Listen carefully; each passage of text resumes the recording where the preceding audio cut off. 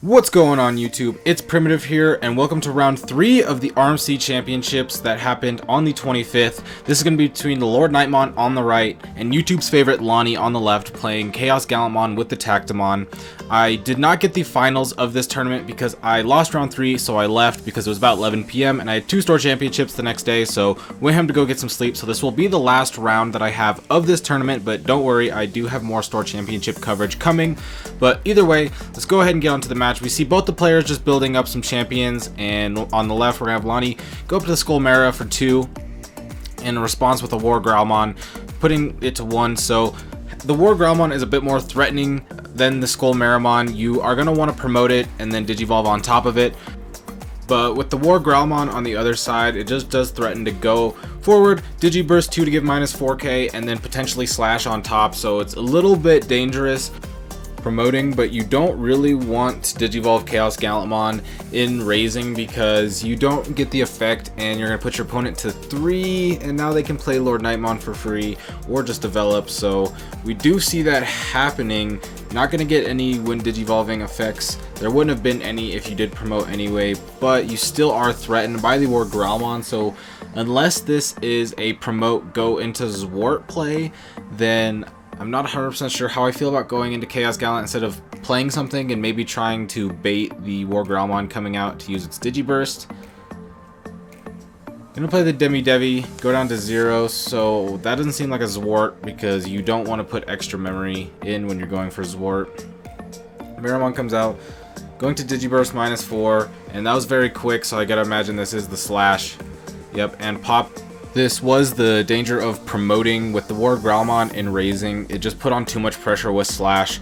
Yes, they don't have the threatening for LordKnightmon anymore, which does help a little bit, but Valdararm can come out on top of the slash and your Mega's gone, so it's overall a better position for the LordKnight player here.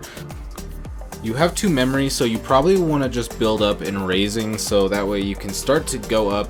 Obviously you would want to have Gaizimon on the field to shut off Blinding Rays, but at this point Blinding Ray is kind of a win more card. You're already far behind, so you have to do the best play to get back on board, and if you Digivolve on top of the Meramon, you're just going to be open to getting deleted by Valdararm or any other form of DP reduction. So Black War Growlmon's coming out, can Digiburst and go wide, get the Guilmon out. This would be better to get ChaosGallant on top of because you get the inheritable, you can pop Guilmon, play it for cheaper, and then hope there's no Valder incoming, so that way you can just build off the top of the ChaosGallantmon swing and then try and go into Zwart. I think you're going to need Zwart in this matchup to really get ahead. If your Megas just sit as the 12k Megas that they are, they're going to get easily swung over or just get their DP reduced by something like the War Growlmon slash we saw earlier or Valdararm. Any of the above work, but Digiburst here going, I assume this would be the Guilmon. You probably want the extra memory, actually going for the Gabumon, so valuing the draw a bit more than memory gain. Being able to go wide is good here. You're pretty much just playing around your opponent not having Valdararm for a lot of your plays, I feel like, because the wider you go, you can at least start to get some checks. Digivolve the Troopmon to put your opponent at 1, so you're choking them, and you get the inheritable to draw.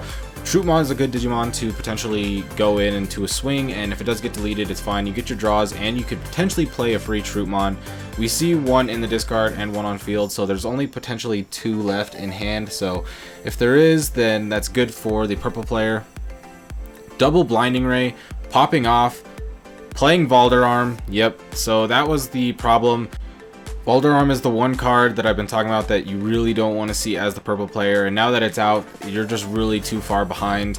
Yeah, you have the Troopmon, and you can start going in for offensive pressure. There's only 3 checks out, but there's 2 blockers on board, and they're going to just keep deleting everything that you keep putting out because you can Digivolve the ultimates on top of this Terurimon that's about to come out, which could be War Growlmon, or whichever ultimate it really is, doesn't matter, because then you can Digivolve the Megas on top of it, get more DP reduction. So as the purple player, I would assume you need to just go as aggro as possible and find a way to get past these blockers. The Black War Growlmon is a good start because you Digiburst and get another body on board, and its inheritable does just naturally give you more swings, so the more aggression the better. Black War Growlmon's probably the best ultimate here, but if we see a War Growlmon on the other end, it could be a little bit of an issue. Draw 2, discard 1, and see if there is a Troopmon played. There is going to be another Troopmon played, so free Troopmon. Still at 0 memory. Can Digivolve on top of the Starmons just to put your opponent at 1. Yep, going into the Turimon.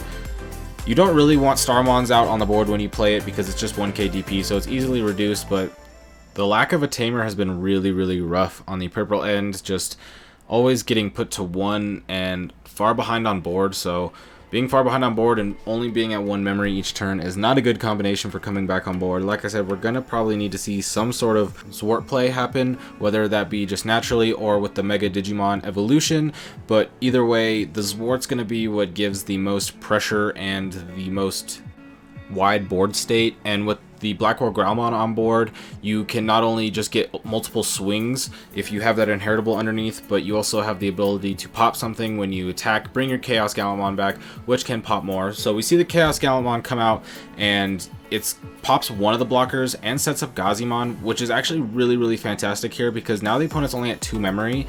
The Chaos Gallant actually can't die here because the WarGrowlmon can't come out, Digiburst, and then go into Slash to get the minus 12 ADP, and there's no Megas on board to go into Valderarm, so just gonna have to go for the swings. Option card gets added to the hand. I don't see what that was, but if the yellow player doesn't set up some more blockers, this could be quite an issue. You are gonna get multiple swings with the Chaos Gallant. You can pop the Troopmon if you need to, and if you have another one in hand, it's just a free pop. Gonna play the Starmons to get rid of the Gazimon, so that is a bit unfortunate because you are losing one of your swings, which just adds to the sting of there not being any Takumis out yet because you can't play Mega Digimon Evolution this turn and try to go into Zwart and do the Zwart plays. If there's another Troopmon in hand, then the BlackWarGrowlmon ability to delete the Troopmon is kind of free because you're probably not going to swing with the Troopmon considering that there's the Piddlemon going to swing regardless of there being a blocker. It is going to get popped and doesn't get blocked. That's so interesting. And the effect is going to activate to grab Guilmon. So now that Troopmon didn't get blocked and the Guilmon can now just be used as fodder to unsuspend with BlackWarGrowlmon's effect. I'm really surprised that they didn't block that, knowing that Chaos Gallant is likely going to swing twice anyway, so you could have blocked one of the swings and it would have been the one where your Piddlemon lives. But gonna gain a memory, swing, unsuspend, attack again. It's a bit unfortunate because there's just so many swings on the board. You only have 3 security to 4 swings with a 5th in raising, so without being able to delete some of the Digimon, you don't have the swings on board to win this turn. Takumi finally comes out. Are we going to see the Mega Digimon evolution to go into Zwart? If we do, that could be the play that secures the game. Swinging. Okay. Okay. So we're going into Zwart then? That's such an interesting that we swung first. Going into Millenniumon and bouncing the Valderarm back. So we still have 4 checks to 3 security next turn and no blocker on board. The Millenniumon, when it dies, it will come back because it has sources underneath. So you get the Millenniumon to stay. I guess that's a very interesting way to keep development on board when you Mega Digimon evolution. I don't think I've ever seen something be Mega Digimon evolved into a Millenniumon. But I do think there needs to be a blocker or some sort of removal here to delete one of the Digimon. Going to pop the Chimeramon, popping the Millenniumon, and then going to get rid of what I would make sense to be the Turimon because the Piddlemon will have to pay memory to attack. Decides to choose the blocker, doesn't care about the memory paying to attack because at 7 memory anyway, likely just going to develop on one of these other champions. So deleting the blocker makes it so if they come back, then they will have the swings to just swing open. Andromon's going to give security attack -2 to Millenniumon, so that does shut that down a bit. If this is a Bushi Agumon off of LordKnightmon's swing, the game is likely over. I don't think there's any Jackarades or Trump Swords in this deck. I do believe there are Hell's Gate, but that just adds it to your owner's hand on security, and if the LordKnightmon swings first, then the deletion effect is slightly irrelevant.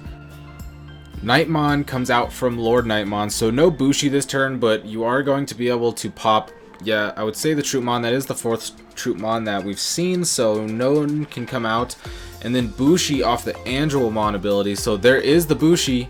Tactomon, there's still 3 checks thanks to the Bushi.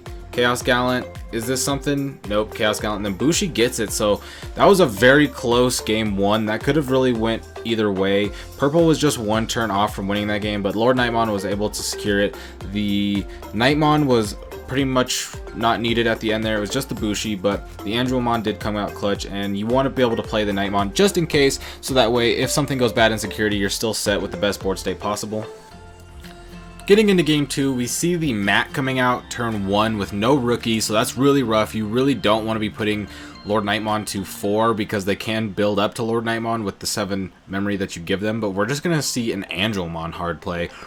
Wonder if they're championless, and that's where that came from, because building up might have been a little bit safer. But just going into LordKnightmon, so I'm going to assume that means that there are no champions. If there are no champions, then not raising there doesn't make too much sense to me, because then you would probably want to cycle rookies that are in hand in raising so you can draw more. But regardless, you do have LordKnightmon out now relatively free. Your opponent can go into their own mega here, but you probably want to be trying to choke the yellow player if you are the purple player, because with you having the tamer and them not, that is an advantage. You did kind of give them a lot of memory turn 1, so they're able to semi-freely play the Angewomon, but with you being able to have the memory advantage going in for future turns, you're going to want to build off of that momentum so that you can get a wider and taller board state than LordKnightmon, because the thing about LordKnightmon is they don't really need memory to go wide on board once Lord Knight's out. They just play it for free, and you need to be able to keep up with that. The Skull Meramon is in danger on the field because it is wide open for a potential swing Knightmon and then either slash on top of it or Valderarm to clear both, but either way, you still have the champion in the back and the rookie. You have one of each stage, so you have options to go into whatever you want depending on what your hand state is. If the rookie stay alive and you want to cycle into a champion, you can do that. The champion can go into an ultimate, etc. The LordKnightmon choosing to swing here. Security, playing Knightmon off of the effect, giving -8 to the Skull Meramon. So like I said, this was the bit of a danger. Can just Starmons now, and that's exactly what we see. Only a 3 memory investment to be able to get rid of your opponent's ultimate is pretty cheap, and you're developing your own ultimate. Decides to just pass here. I'm still surprised that this Pulsemon is staying in the back. It seems like it should probably be raised. If you're not going to Digivolve on top of it, then I feel like you can just promote it and open up more space to put rookies in back and recycle like I said before, but still choosing to keep it in there. I don't think it's in too much danger out of something like a Chimeramon, but you'd probably want to pop something higher than just the Pulsemon for that. Chaos Gallant comes out and pops the Knightmon, so you do shut off the threat of another LordKnightmon coming out or potentially Slash or anything like that. Your opponent's now going to need another Knightmon and Slash to get rid of your Chaos Gallant, or they're going to need Valderarm. Looks like they didn't hit a check, so I feel like the hand is probably very filled with ultimates or potentially these Valderarms because they haven't promoted their rookie and they didn't play anything off of there. So I understand now why the Pulsemon might be staying in raising. They just don't have the rookie to recycle. The only rookie that they had was the Starmons that they played previously, but the Valderarm was still there to get the job done. If the Valderarm wasn't there and you missed off of the Lord Knight, you would probably be in deep trouble, but Valderarm does come through to clear off the Chaos Gallant, putting you in a very reasonable position. You just have the Starmons and the Pulsemon in the back, and you've revealed what your hand kind of is because you haven't had any champions and you didn't have any rookies to play off of it, so there's got to be a lot of ultimates or megas in there. So your opponent just has this Valderarm that's going to stick there and a potential Starmon, so if you can play around that and just try to keep the board maintained with the Starmons in mind, and that your opponent's probably going to have to hard play something pretty big unless they top deck the champion here. Another mat comes out to grab the Black War Growlmon, so that's a pretty decent pickup because you can Digivolve and then Digiburst, go even more wide. You can get your Guilmon back, so then you can Chaos Gallant. Blinding Ray up to 5. Now going to attack with the Valders, so I'm not 100% sure what the Blinding Ray is for yet. Like I mentioned earlier, I do think the hand is filled with a lot of ultimates, so the memory may just be so that you don't put your opponent so high when you hard play an ultimate or a potential mega here. Going to go into the Unimon, so we hit a champion. Going up, Black War Growlmon. Oh, that's very powerful because now you can Digiburst and then swing, and then the Pikmon will delete. Black War Growlmon does delete and check, and then the War Growlmon there, since it did come from the raising, does win that one. So LordKnightmon will take that one 2-0 and move on into the finals. Like I said, I don't have the finals for this match, so I do apologize about that, but I do have more store championships content coming, so if you are interested in that, make sure to like and subscribe because I will have daily uploads coming for you. But I hope you have a great day. Peace out.